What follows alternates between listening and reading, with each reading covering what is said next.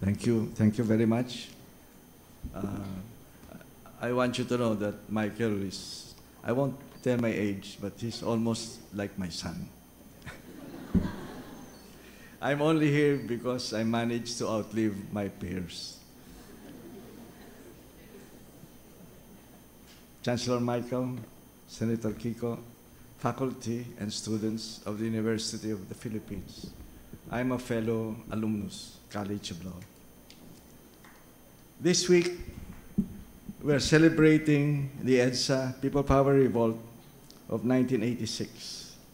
Indeed, there are many genuine heroes at EDSA. But the picture would not be complete without the story of the NAMFREL volunteer. There were 250,000 of them in 1984 and 500,000 in 1986. Each one a hero in his or her right, even before EDSA. And before NAMFREL are the heroes who stood up to a dictator through their torture and sufferings during martial law. With your indulgence, may I briefly pay tribute to the NAMFREL volunteers. They undertook a task they did not have to assume. They had no other agenda but the country. Many have passed away, largely unsung and content in their anonymity. NAMFREL brought me to the poor. I thought that poverty would stand in the way of their taking back their freedom. I was wrong. Their commitment was unconditional. We have to get rid of the dictatorship, whatever it takes. In the 1986 elections, 9 volunteers died in the dark night, all of them from the poor. In a book entitled Bantay ng Bayan, Stories of the NAMFREL Crusade, Kaa Bayington, who died a couple of years ago, still in love with the Philippines, wrote, quote, "All NAMFREL is people, and you'd have to talk to 500,000 of them to get it down. I've never enjoyed doing anything as much as I enjoyed researching this book as I went over the interview transcripts. I found enough myself laughing and remembering the people I was lucky enough to meet and their perils and triumphs. They were ordinary folk in ordinary life who transcended themselves to uplift the nation. Theirs is a story that goes beyond national boundaries, a story for all humanity. Maybe only a foreigner, an American even, could write it," unquote. It is the privilege of age to recall images that make sense of his surroundings. My image of EDSA is the rich and the poor locking arms together in front of tanks, raising fists defiantly in the air and singing Bayan Ko, and promising one another that we would bring our nation to its greatness with a better life for all, especially the poor. Thus, to the poor, EDSA was more than a changing of the guard. It was the promise of a new social order. But after that historic moment of solidarity at EDSA and the peaceful transfer of power through elections in 1992, we folded our banners, we put away the shirts with the imaginative slogans that brought humor to the seriousness of the times, and we went back to our previous lives and our narrow purposes and advocacies. And as we went our separate ways with our separate causes, we lost something of the dream of a nation and the significance of our interconnected lives. Then, it was liberation from the heavy hand of martial rule. The task today is no less heroic than at EDSA. It is the liberation from the yoke of poverty that would make democracy more meaningful to the poor. It is not only guns that kill. Poverty kills. It is slow death from hunger, from diseases that we thought no longer existed, from the loneliness of a life with an empty future. It is the dying of dignity. You may ask, have we failed on EDSA? My answer is yes. especially people like me who had our turn in public office and failed to bring about the real change we seek.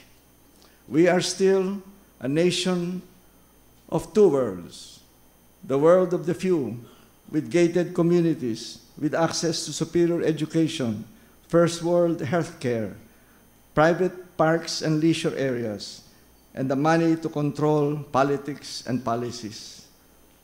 And the world of the many, with urban hovels and rural huts, inferior public schools, playgrounds that double as public streets, poorly equipped and poorly manned public health centers, and marginal access to public office. We are still a country of contradictions. We are an agrarian economy but import agricultural products. We have abundant fishing resources, but our municipal fishermen have dwindling fish harvests. Our coconut industry has earned billions, but our coconut farmers are among the poorest of the poor. The indigenous peoples used to own all this land, but they are land poor. We are first world amenities in the urban areas, but no housing for the poor. Our workers are among the best in the world, but have no security of tenure in their own country. We have huge mineral resources, but poverty incidence is among the highest in the mining areas. Our country is one of the top biodiversity and endemicity area of the world, but our mountains are denuded of forests. We have some of the best social justice and empowerment laws, but corrupted judicial rulings victimize the poor. I am sure that many more contradictions you can think of, and you can add them to that list. 31 years after EDSA and the promise of a new social order, we still have the twin problems of mass poverty and one of the highest inequality among our peers in our part of the world. I will not belabor the data. The School of Economics has all of them. The social reform programs are underperforming, and the social divides have not changed. And I submit that the biggest divide among our people is not culture or identity or territory, but the divide between the rich and the poor, whether within a Christian community, within a Muslim community, an indigenous people's community, or within the nation as a whole. Last Monday, the International Commission on Transitional Justice of Bangsamoro cited that a few allied Muslim families were favored by the Marcos dictatorship with vast tracts of land, while the poor Muslims were dispossessed of theirs. We are a failure of development defined as sustained high growth plus equitable distribution of its benefits.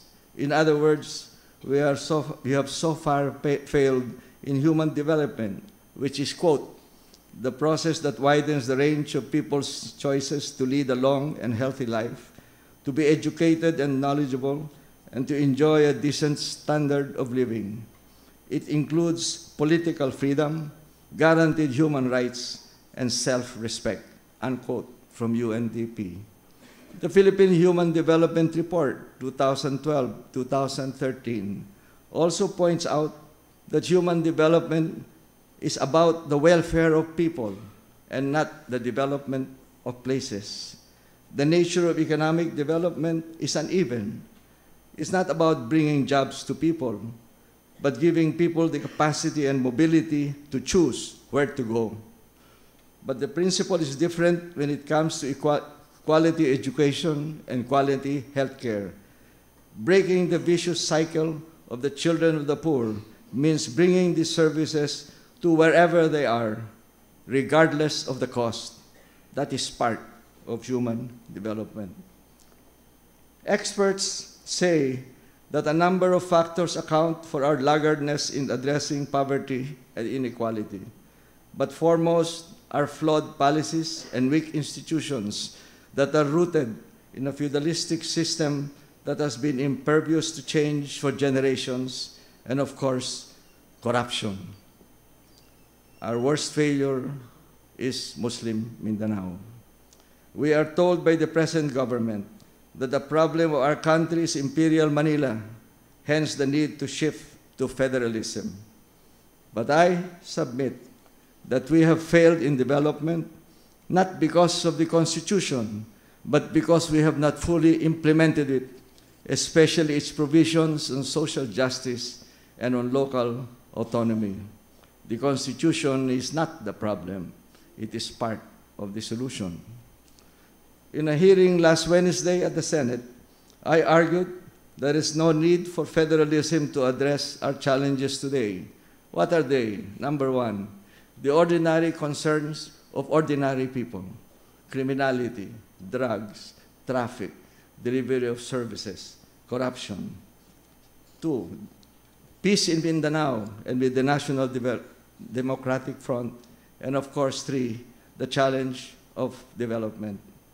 I also said that federalism is a Trojan horse for an overhaul of the Constitution to suit the President's authoritarian ways of governing, and a charter change to that end, even if well-meaning, imperils our democracy and should not be allowed to happen. I contend the Constitution already provides the framework and compelling principles to address the challenges we face. But how can it be properly implemented or even debated if there is pervasive ignorance about it? About 73% of our people admit to not knowing anything about our Constitution. We are told that an ignorant people cannot remain a free people because democracy cannot survive for long with civic ignorance. And if we do not do anything about it and prefer to live with our frustrations about who is accountable for things that go wrong, someone will eventually come and say, I will solve your problems if you give me total power. And we will give it to him. And that's when democracy dies. This was the warning of a former US Supreme Court Justice about 5 years before Mr. Trump appeared in the horizon, and his opinions are being revived in the national discourse in the United States. That warning resounds in our situation today. The 1987 Constitution was the first time that we spoke to the world as a truly independent and democratic Filipino nation. It is a document that had not been imposed on us by any colonial power or by a dictatorship. The Constitution reflects our history and aspirations for the future. We could have completely overhauled our system and a form of government, but in our national consultations before its writing, the people overwhelmingly preferred the stability of familiar structures, democratic, representative, presidential system with checks and balances and separation of powers. And overwhelmingly, the people said they wanted to directly vote for president. But the Constitution also innovated with three central themes. First, the heart of the Constitution is social justice, with the poor as the center of development. Second, never again to any authoritarian government, hence the strict limitations and conditions for declaring martial law, with new provisions, including in the Bill of Rights, to protect citizens against abuses by the state. Third, the national destiny must firmly and safely rest in Filipinos themselves. Never again amendments to the 1935 Constitution that gave Americans equal rights to our patrimony, foreign military bases, and economic policies where even our exchange rate after independence could not be changed without the approval of the US President. Our Constitution also cut the umbilical cord of the 1935 and 1973 Constitutions to the United States, which gives primacy to civil and political rights because it's a country of immigrants who all started from the same position and only wanted to be free from autocracy. Hence the emphasis in the United States on individual rights and a market economy.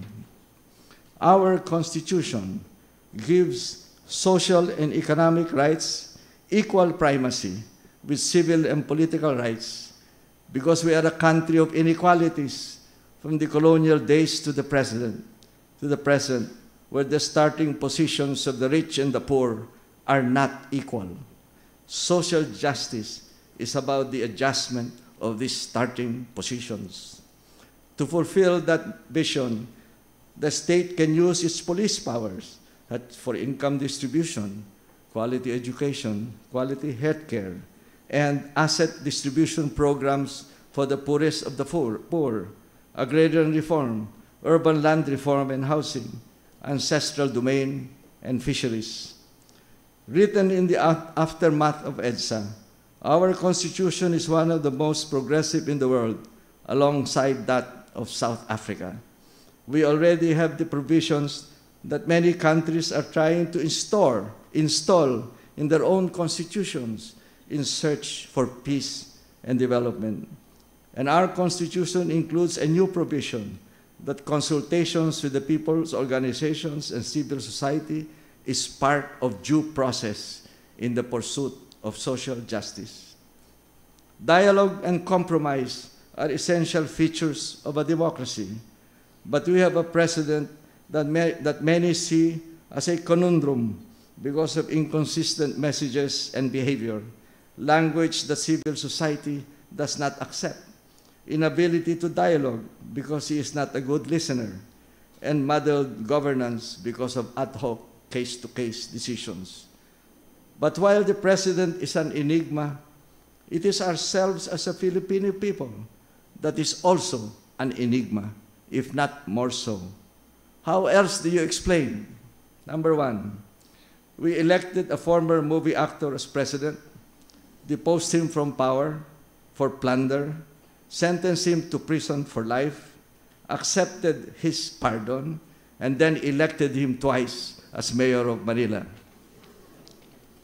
We overthrew a dictator, forced him to exile, then allowed him to be buried as a hero in the National Heroes Cemetery.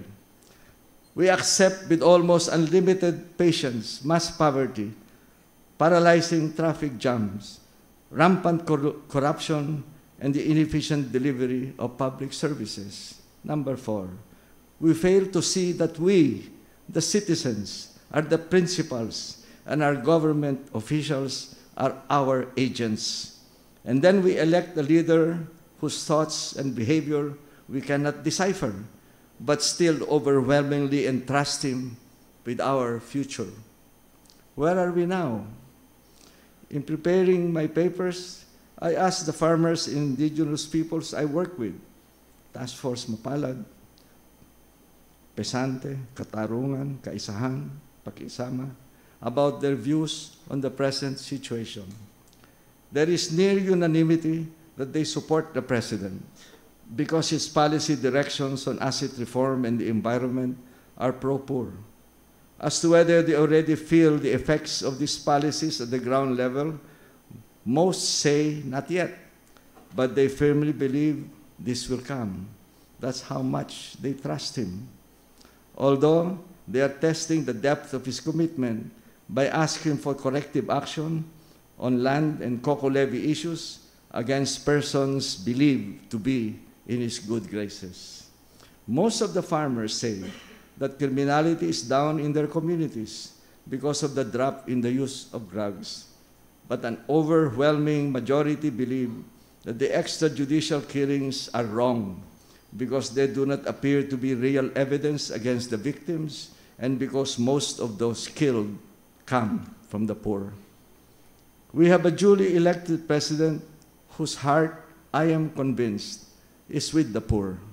And given his high trust ratings, it is neither feasible or desirable to try to bring him down. But he is an enigma because his pro-poor agenda is correct, but the means he wants to use are wrong. and the use of fear and force in governance is not sustainable, as shown by the strong reaction of the poor against extrajudicial killings. In that regard, I think that the suspension of the campaign against drugs and the pivot to address the rogue elements of the PNP is a good and hopeful move of the President. But as already mentioned, the President is not the only enigma. We are also the enigma of a people. And until we have both transformational people and transformational leadership, we can never fulfill the vision of the Constitution of a new social order. As a people, we must be willing to share responsibility for the present state of things and should do something about it. What do we do to finally fulfill the promise of EDSA? First, listen to the poor. The poor are not asking for equality. They are asking for equity and for justice. A major finding of the Davide Commission that investigated the two attempts is that the poor can even stand poverty, but they cannot stand injustice. We must reorient our policies and institutions with the lens of social justice. Second, we must network. Third, we should change our development paradigms that have not worked, like trickle-down economics, the notion that it's possible to address poverty without addressing inequality, and that's even enough to it's enough to provide equality of opportunity and a fair process without being too concerned about outcomes. 4, we should expand our commons and restore programs like military training for everyone so that our children can play together and our young adults can train together to defend our country. Money has no place in a foxhole. What counts is deep trust in each other.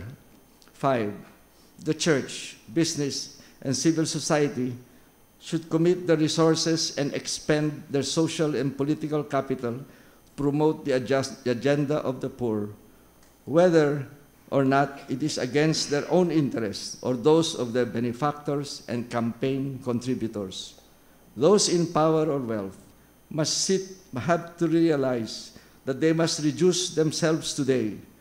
It will pave the way to sustainable development that will be beneficial to them in the long run.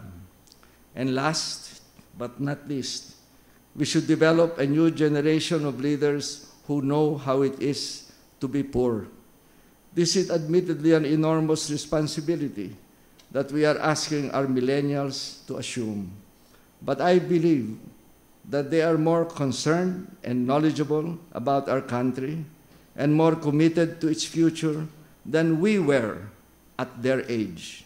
And I'm sure that they will do much, much better than we have done.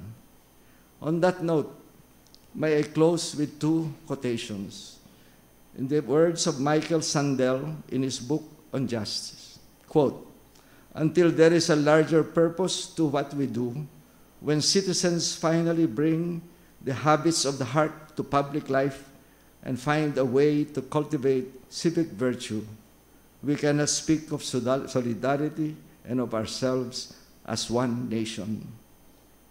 I'd like to paraphrase what Albert Camus said when he received the Nobel Peace Prize. Quote, "We should put ourselves at the service, not of those who make history, but of those who suffer it." Thank you.